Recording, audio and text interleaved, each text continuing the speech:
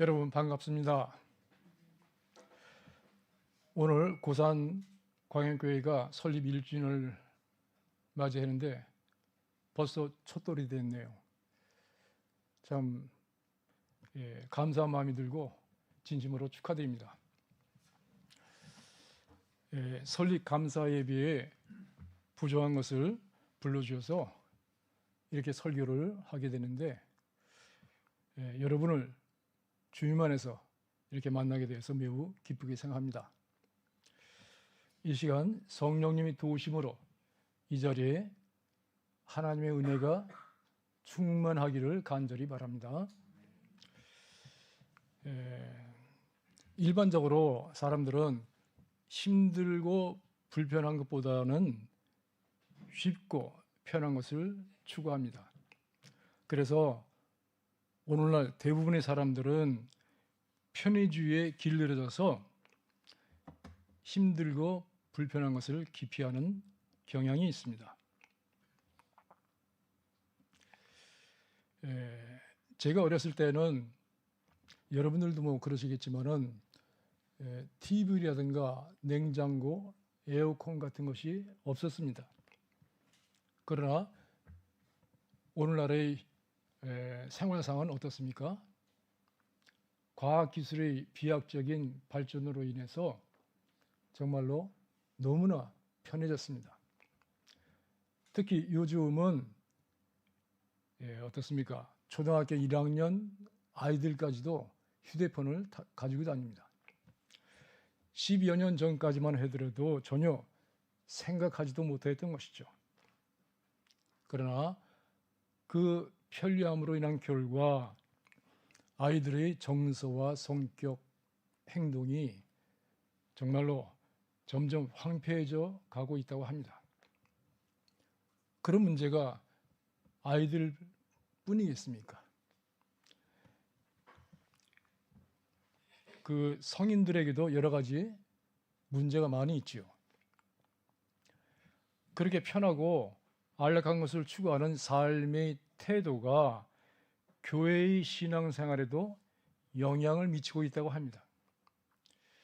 요즘에 교회 신자들을 보면은 예수를 믿더라도 가급적이면은 쉽고 편하게 신앙생활을 하려고 합니다. 3년간 코로나 팬데믹이 지난 후에 교회 현장 예배에 아직까지 참석하고 있지 않은 신자들이 많이 있다고 합니다. 그리고 코로나 전에는 교회에서 점심 식사하는 것을 당연하게 여겼으나 어떻습니까? 코로나 후에는 식사 준비하는 것이 귀찮다고 여기는 교회들이 많다고 합니다. 그래도 고산 광염교회는 비록 신자 수는 적지만은 매주일 조촐하더라도 정성껏 음식을 준비해서 같이 식사하며 교제하고 있는 것이 얼마나 감사한지 모르겠습니다. 오늘도 예배를 마친 후에 기대가 됩니다. 자, 오늘은 구원에 관련된 설교를 하려고 하는데 많은 신자들이 구원에 대해 착각하고 있는 것이 크게 세 가지 있다고 합니다.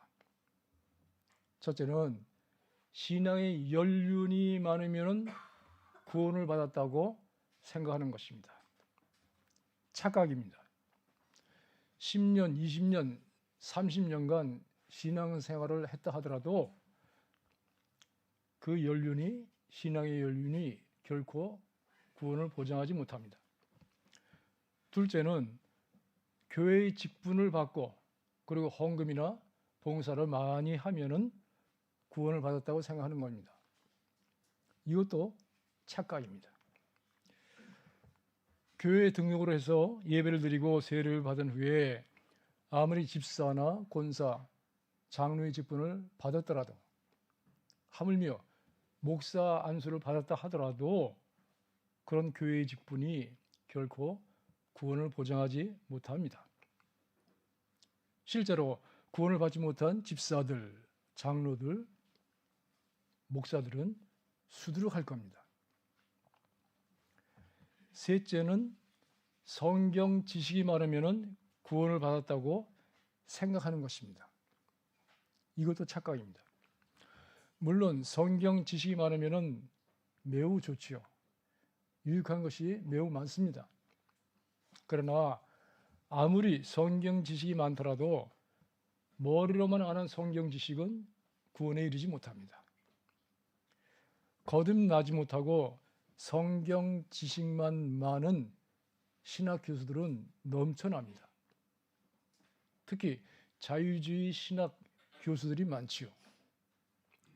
그러므로 성경 말씀을 객관적이 아니라 주관적으로 나에게 주신 말씀으로 받아 마음판에 새기고 예수 그리스도를 참 마음으로 믿어야만 구원에 이를 수 있습니다.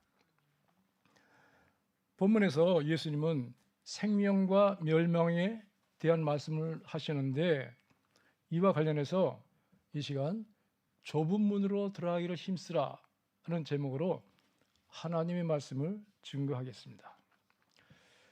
누가복음 13장 22절, 23절을 제가 읽겠습니다. 화면에 띄지요. 22절. 예수께서 각 성, 각 마을로 다니사 가르치시며 예루살렘으로 여행하시더니 어떤 사람이 여짜오되 주여 구원을 받는 자가 적으니까. 그러자 예수님이 말씀하셨습니다. 24절을 여러분과 함께 읽겠습니다. 24절 시작. 좁은 문으로 들어가기를 힘쓰라. 내가 너에게 이르노니 들어가기를 구하여도 못하는 자가 많으니라. 아멘. 예수님은 좁은 문으로 들어가기를 힘쓰라고 말씀하셨습니다. 그리고 본문의 병행 구절인 마태복음 7장 13절, 14절을 다 같이 읽겠습니다. 마태복음 7장 13, 14절 시작.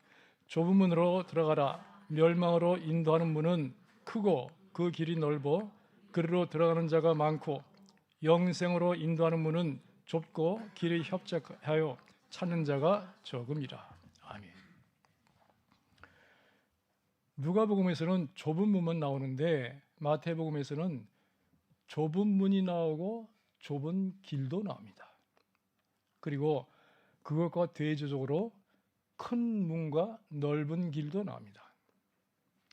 예수님은 누가복음에서도 마태복음에서도 좁은 문으로 들어가라고 명하십니다. 왜냐하면 좁은 문, 좁은 길은 생명으로 인도하지만, 즉 천국으로 인도하지만은 넓은 문, 넓은 길은 멸망으로 가게 됩니다. 즉 지옥으로 떨어지기 때문입니다. 그러면 좁은 문과 그리고 좁은 길은 무엇을 의미할까요? 먼저 첫째로 좁은 문에 대해서 말씀드리겠습니다. 흔히 사람들은 좁은 문을 교회라고 생각합니다. 많은 신자들은 자신이 교회에 다니며 예배를 드리고 있으니까 이미 좁은 문에 들어왔다고 생각합니다. 즉 구원을 받았다고 생각합니다. 여러분, 과연 교회가 좁은 문일까요? 아닙니다. 물론 성령의 역사가 있어야 하겠지만은 교회는 좁은 문으로 들어가도록 인도하는 가이드라고 말할 수 있습니다. 그렇다면 좁은 문은 무엇을 의미할까요? 좁은 문은 바로 예수 그리스도를 의미합니다. 요한복음 10장 9절을 다 같이 읽겠습니다. 요한복음 10장 9절. 여기에서 내가가 나오는데 내가는 예수님을 가리킵니다. 읽겠습니다. 시작. 내가 문이니 누구든지 나로 말미암아 들어가면 구원을 받고 또는 들어가며 나오며 꼴을 얻으리라. 아멘. 예수님은 자신을 문이라고 말씀하였습니다. 문, 좁은 문을 뜻하지요. 이 구절에서 예수라는 문으로 들어가면 구원을 받는다라고 말씀하시는데, 그러면 문으로 들어간다는 것은 무슨 의미일까요? 그것은 참마음으로 예수 그리스도를 자신의 구원주, 그리고 참마음으로 예수를 주님으로 믿는 것입니다.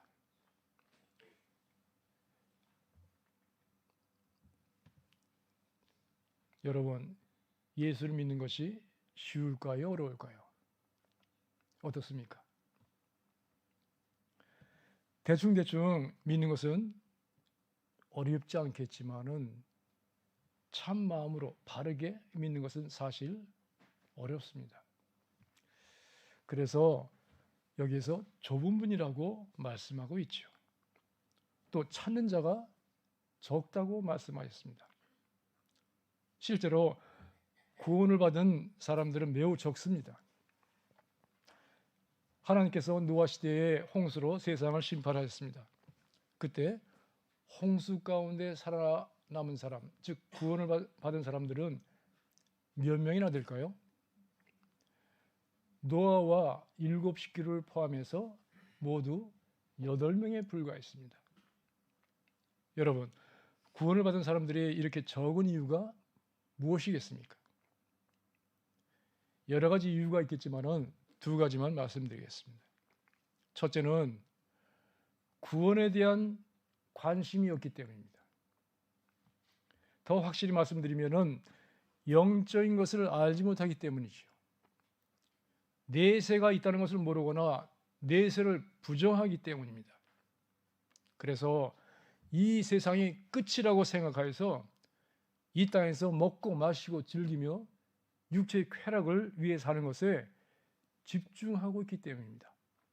그게 첫 번째 이유. 2번째 이유는 구원에 대한 잘못된 인식 때문입니다. 예를 들면은 산 정상에 올라갈 때 어떤 길로 가든지 상관없다, 올라가기만 하면 된다, 그런 식으로 구원의 길도 여러 가지 다양하다고 생각하기 때문입니다. 그런 사상을 무슨 주의라고 합니까? 종교다원주의라고 합니다.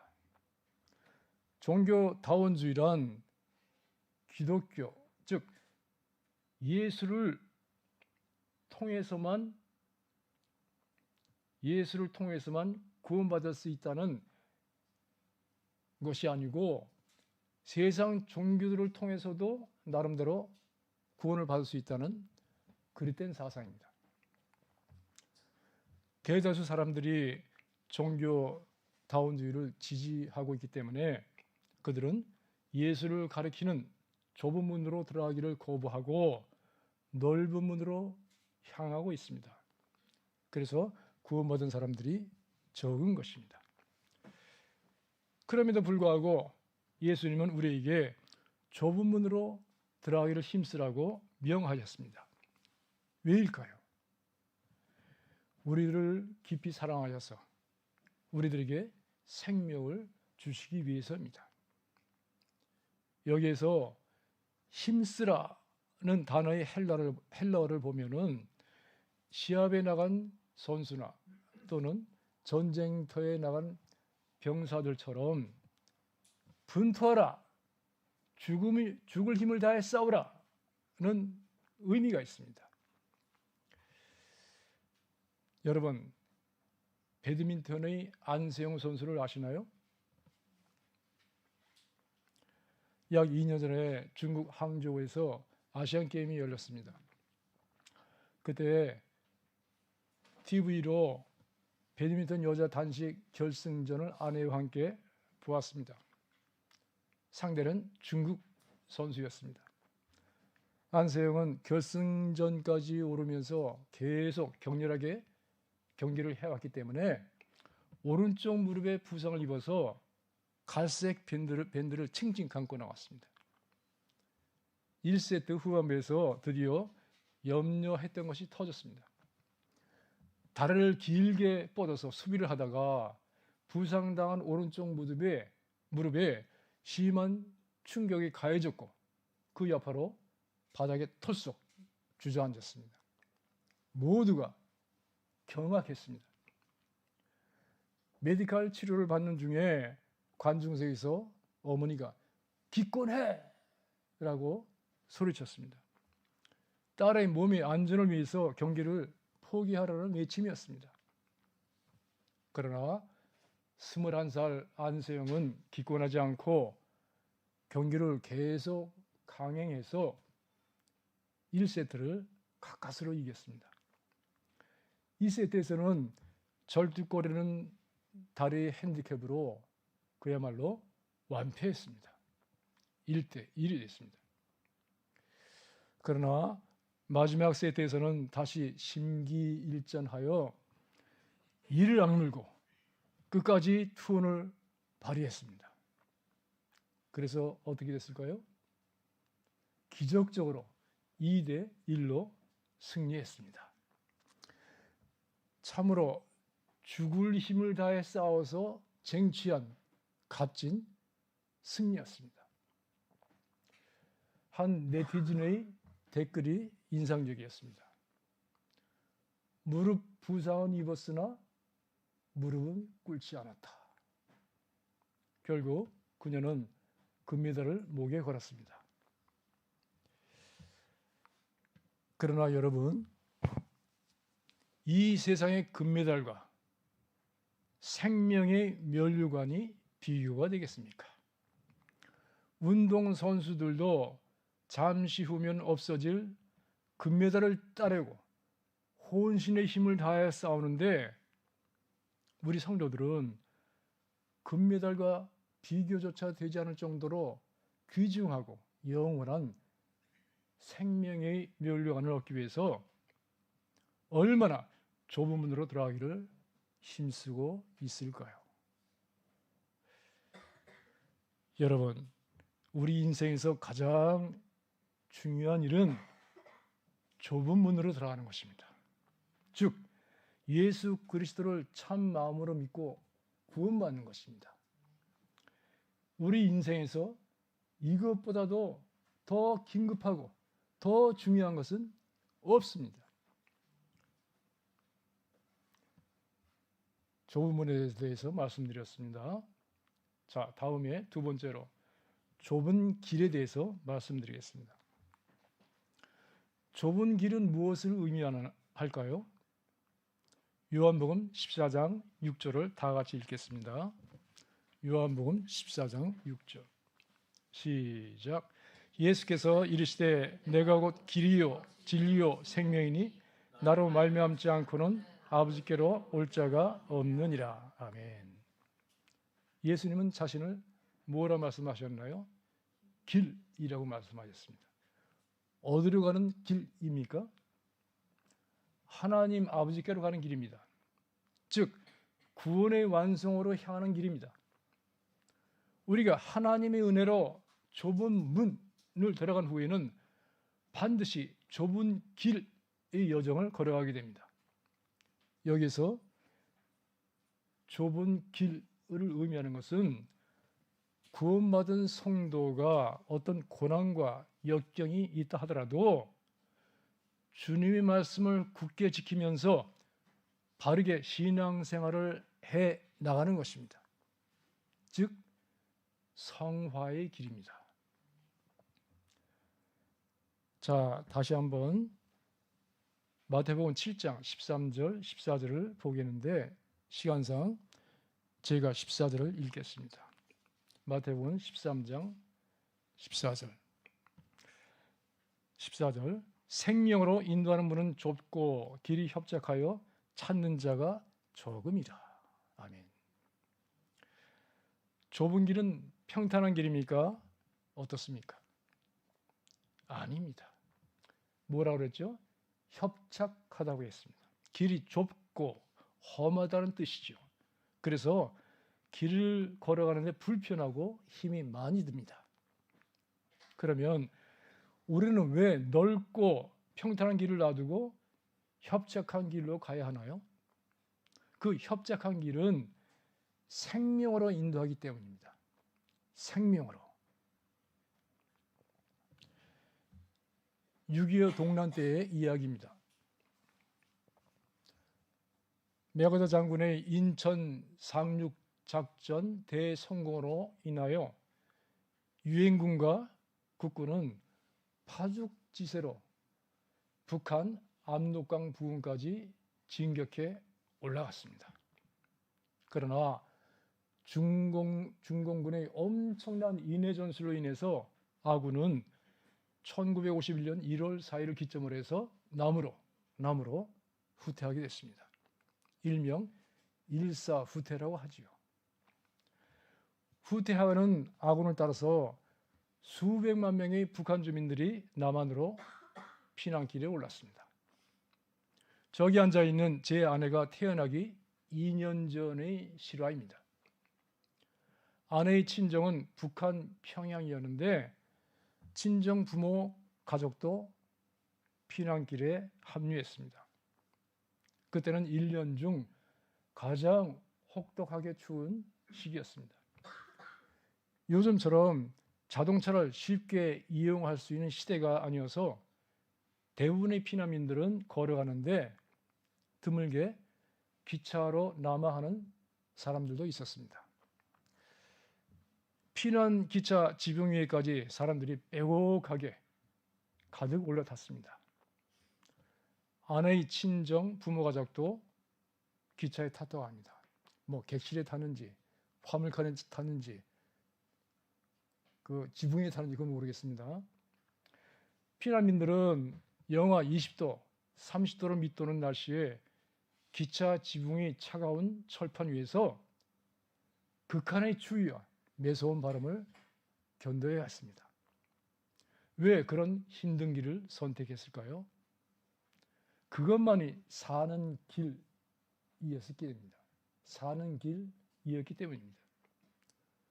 물론 공산당을 지지하는 사람들은 북한에 그대로 있었고 또한 한겨울에 피난길이 너무 힘들어서 그대로 북한에 주저앉은 사람들도 많았습니다.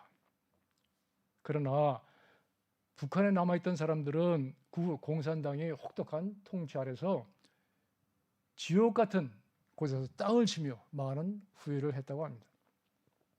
반면에 극심한 고통을 무릅쓰고라도 피난길을 택한 사람들은 대한민국에 와서 자유와 번영을 누리게 되었습니다. 피난민들이 심한 고통을 감수하고 피난길을 택했기 때문에 자유와 생명을 얻었던 것 같이 오늘날의 우리가 좁은 문, 좁은 길을 택하여 끝까지 인내하며 걸어가면은 영원한 생명을 얻고 천국에 이르게 됩니다.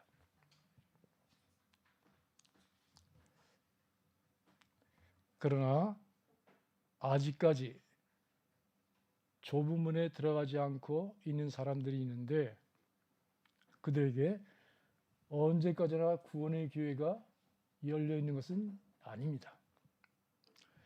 예수님이 말씀하셨습니다. 누가복음 13장 25절을 다 같이 읽겠습니다.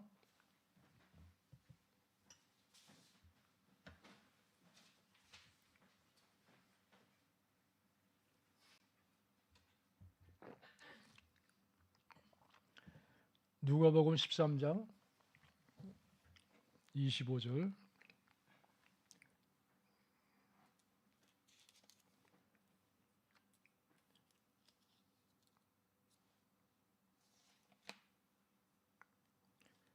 시작. 집주인이 일어나 문을 한번 닫은 후에 너희가 밖에 서서 문을 두드리며 주여 열어주소 하면 그가 대답하여 이르되 나는 너희가 어디에서 온 자인지 알지 못하노라 하리니. 아멘. 구원의 문은 반드시 닫힐 때가 있고 한 번 닫히면 다시 열리지 않습니다. 그렇습니다. 구원의 문은 반드시 닫힙니다. 언제 닫힐까요? 언제 닫히겠습니까? 종말 때 닫힙니다. 여러분, 종말은 두 가지 종말이 있습니다. 한 가지 종말은 예수님 재림하실 때입니다. 예수님이 다시 오실 때 구원의 문이 닫힙니다. 또 한 가지 종말은 무엇이겠습니까? 무엇인가요? 개개인의 종말입니다. 자신의 몸이 죽는 것이죠. 거듭나지 못한 신자가 죽으면은 그와 동시에 구원의 문이 닫혀버립니다. 그래서 종말은 저 멀리 있는 것이 아니라 우리 각 사람에게 아주 가까이 있습니다. 그러므로 우리는 구원의 문이 언제 닫힐지 모르기 때문에 나이가 많든지 적든지 속히 예수 믿고 구원받는 것이 너무나도 중요합니다. 25절을 다시 보십시오. 사람들이 문 밖에 서서 문을 두드리며 애원했습니다. 주여 열어주소서. 그러나 예수님이 어떻게 대답하십니까? 나는 너희가 어디에서 온 자인지 알지 못하노라. 참 냉정하면서 무서운 말씀입니다. 그런데 그들의 반응이 어땠습니까? 26절을 보세요. 제가 읽겠습니다. 26절. 그때 너희가 말하되 우리는 주 앞에서 먹고 마셨으며 주는 또한 우리의 길거리에서 가르치셨나이다 하니. 그들이 말하기를 우리는 주님 앞에서 먹고 가르침도 받았는데 왜 모른 채 하십니까? 라는 뜻으로 항변했습니다. 그들은 이방인들이 아니었습니다. 예수님을 따라다녔던 사람들이죠. 여러분, 오늘날은 어떻습니까? 교회에 나와서 예배를 드리며 예수님의 말씀을 들은 사람들입니다. 예수님이 책망하신 자들은 불신자들이 아니었습니다. 자칭 신자들이었습니다. 그들은 오랫동안 예수님의 말씀을 들었는데도 한 귀로 흘려버렸습니다. 천국 복음을 듣고도 회심하지 않고 참 마음으로 믿지도 않았습니다. 그래서 예수님은 그들에게 어떻게 대답하셨습니까? 27절을 다 같이 읽겠습니다. 27절 시작. 그가 너에게 말하여 이르되 나는 너희가 어디에서 왔는지 알지 못하노라. 행악하는 모든 자들아 나를 떠나가라 하리라. 예수님은 나는 너희가 어디에서 왔는지 알지 못하노라 하고 반복해 말씀하시면서 행악하는 모든 자들아 나를 떠나가라 고 야멸차게 내치셨습니다. 여러분, 그들은 어떤 사람들입니까? 그들은 한마디로 말씀드리면 대충 예수를 따른 사람들입니다. 세상에는 세 부류의 사람들이 있습니다. 첫 번째 부류는 예수를 거부하고 배척하는 사람들입니다. 그들은 지옥에 갈 사람들이고 굳이 색깔로 말하면 검정색입니다. 두 번째 부류는 예수를 참 마음으로 잘 믿는 사람들입니다.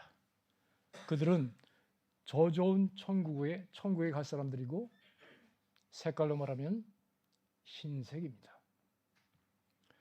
세 번째 부류는 자칭 예수를 믿는다고 하나 형식적으로 대충 신앙생활을 하는 사람들입니다.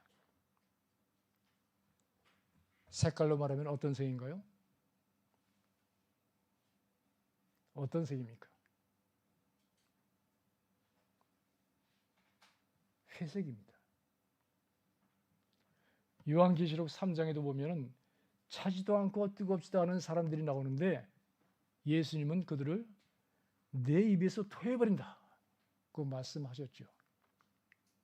이 세 번째 부류의 사람들을 향해서 예수님은 행악하는 모든 자들아 나를 떠나가라 고 내치셨습니다. 어디로 떠나가는 것입니까? 지옥이죠. 이 세상에서 가장 불쌍한 사람들이 이 세 번째 부류의 사람들입니다. 그들은 어떻습니까? 교회에서 세례를 받고 직분도 받았으며 오랫동안 예배를 드리고 헌금도 하고 봉사도 해왔었겠지만은 형식적으로 대충 신앙생활을 해왔던 사람들입니다. 혹시 여러분들 중에 아직 대충 신앙생활을 하는 분이 계십니까? 속히 예수를 기유하는 좁은 문 안으로 들어오십시오. 구원의 문은 언제까지나 열려 있는 것이 아닙니다. 반드시 그리고 속히 닫힐 것입니다. 일단 닫히면 다시 열리지 않습니다. 오늘이라는 이 시간에 예수님을 참 마음으로, 진실된 마음으로 영접하는 것이 중요합니다. 차일피일 미루게 되면 구원의 기회를 영영 놓쳐버리고 땅을 치며 후회하게 됩니다. 그러므로 지금이 중요합니다. 고린도후서 6장 2절 하반부를 다 같이 읽겠습니다. 고린도후서 6장 2절 시작. 보라 지금은 은혜 받을 만한 때요 보라 지금은 구원의 날이로다. 아멘. 그렇습니다. 지금은 은혜 받을 때요 지금은 구원 받을 때입니다. 절대 내일은 기약하지 못합니다. 말씀을 맺겠습니다. 신자들 가운데는 교회만 출석하면 자동적으로 구원을 받는다고 생각하는 사람들이 많은 것 같습니다. 그러나 그것은 큰 오해요, 착각입니다. 가룟 유다는 예수님이 12제자 중 한 사람으로 엄청난 특혜를 받았음에도 불구하고 결국 지옥으로 갔습니다. 데마라는 사람도 처음에는 바울을 따라서 선교 사역에 열심히 동역했지만은 세상을 살아가다, 세상을 사랑하다, 즐기다가 바울을 버리고 멸망의 길로 갔습니다.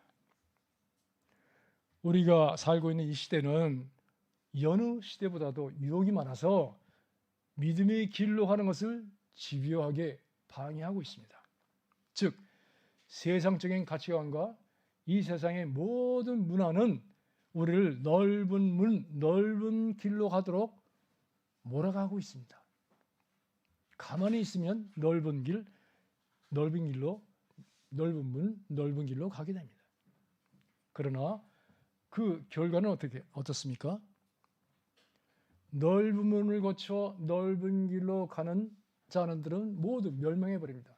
쭉 지옥에 떨어집니다. 그러므로 예수님은 이 시간에도 우리에게 좁은 문으로 들어가기를 힘쓰라고 명령하셨습니다. 명령, 공고가 아닙니다. 우리에게 생명을 주시기 위한 거룩한 명령입니다. 우리 모두가 한 사람도 빠짐없이 구원의 좁은 문에 들어가기를 소원합니다. 그리고 믿음의 좁은 길을 바르게 걸어가면서 이 땅에서 천국을 누리시다가 장차 영원한 천국에 당당히 입성하시기를 간절히 바랍니다. 기도드리겠습니다. 사랑의 하나님 아버지, 오늘 말씀을 통해 가르쳐 주시니 감사드립니다. 죄악과 음란이 관영한 이 세상에서 예수님께서 우리에게 명하신 것처럼 우리가 좁은 문으로 들어가서 좁은 길을 끝까지 잘 걸어갈 수 있도록 성령님 도와주옵소서. 그리하여 장차 저 좋은 천국에 가서 영원한 생명을 누릴 수 있도록 인도하여 주시옵소서. 1년 전 하나님께서 고산과양교회를 이 지역에 세워주심을 감사드립니다. 1년 동안 하나님의 큰 은혜와 사랑으로 고산과양교회를 품어주시고 또한 세워주신 것을 감사드립니다. 하나님 아버지, 앞으로도 한결같은 은혜와 사랑으로 고산 가양교회 위에 풍성하게 베풀어 주었기를 원합니다. 하나님 아버지, 김희성 목사에게 교회를 개척하는 사명을 주셨사오며 하늘의 지혜를 주시고 항상 성령 충만케 하셔서 사랑하는 성도들과 함께 하나님 기뻐하시는 아름다운 교회를 세워나갈 수 있도록 도와주시옵소서. 감사와 찬양을 올려드리며 우리 주 예수 그리스도의 이름으로 기도드립니다. 아멘.